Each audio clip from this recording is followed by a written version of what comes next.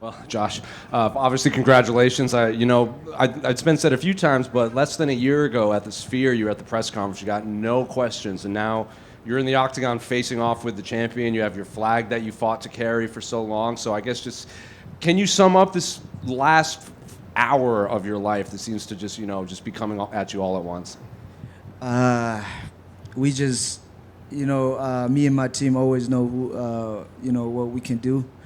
So nothing surprised me, you know what I mean? So I know I was always going to be here at the number one spot. Remember, I bring my name?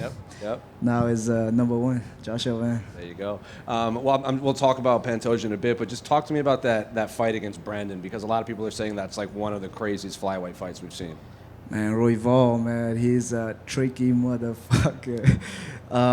Just when I thought he ain't got no power and trying to go forward, he got sneaky powers, man. Like, that's what caught me off guard and things like that.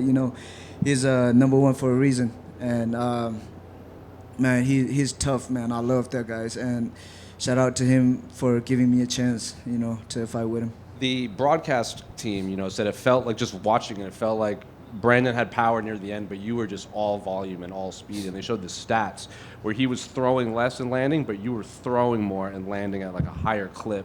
So I guess what's it like being in there that you land like 7-8 punches on the guy and he's still walking forward? Like I said, Royval, like I know what I signed up for, when I fought him.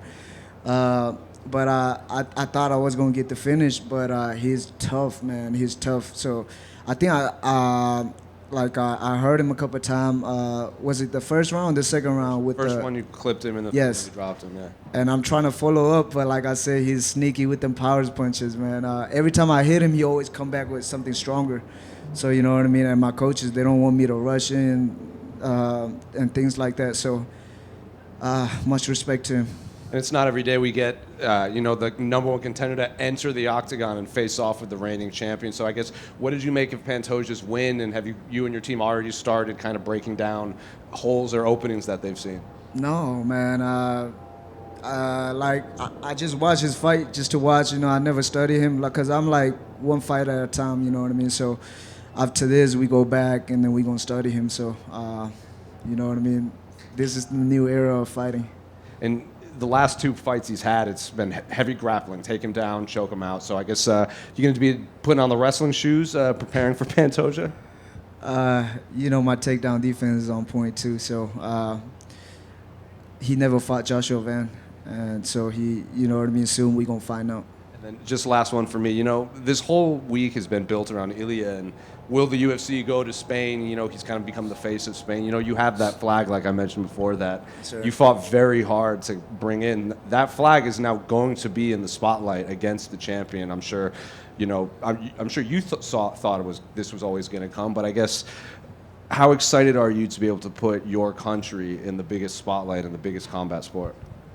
It mean everything. It mean everything. Just to be able to represent my country. The new generation seeing me doing this thing, a couple of years ago, they never thought a Myanmar, a Burmese person would never got to this level. And now that they see me doing it, you know what I mean? Like a lot of new generation be hitting me up to go to the gyms and things like that. So it opened a lot of eyes, not just with the kid, but with the parents and things like that too. So I'm very, very happy. Sorry. How obviously winning the title is something every fighter wants, but to beat a champion who's clearly as good or as great even as Pantoja, would that be extra special, or is it more the belt than the person that you're interested in?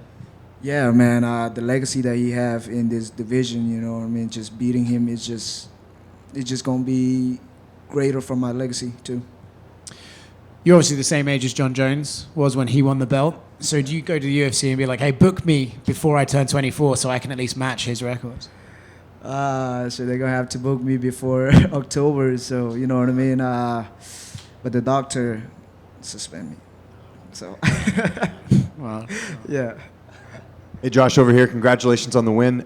It was a quick turnaround for you. I know when you get an opportunity like this, you got to take it. I don't know if you want to reveal this now. Was there any bumps and bruises going into this fight? I know you're not 100%, but you got the win now. So if there's anything you're dealing with, you could probably tell us.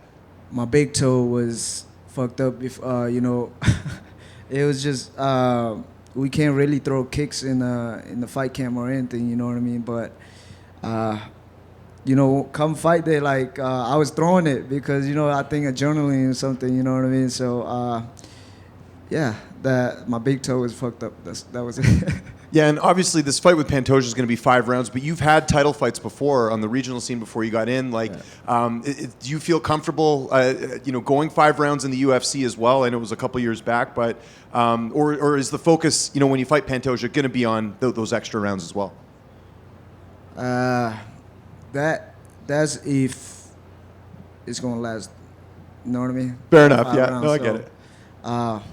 Like I said, man, I'm Joshua Van. I don't fight like these guys. Yeah. So it's going to be a whole different fight. Yeah, and do you wish this fight was 5 rounds, just the way it sort of ended in that third? Do you think another round you could have put him out? I mean, 5 rounds, I could have get the finish, right? Yeah, and just last one for me. One of the things we always talk about after our interviews, you always have a big party. A lot of people come out. Yes. How big is this one going to be after this victory? Because this was the fight of the year, I think, for a lot of people. Man, a lot of my teammates from 4 Ounce Fight Club, man, they was there in the crowd, man. That's what hyping me up. So we about to go back to hotels and plan something. All right, thank you.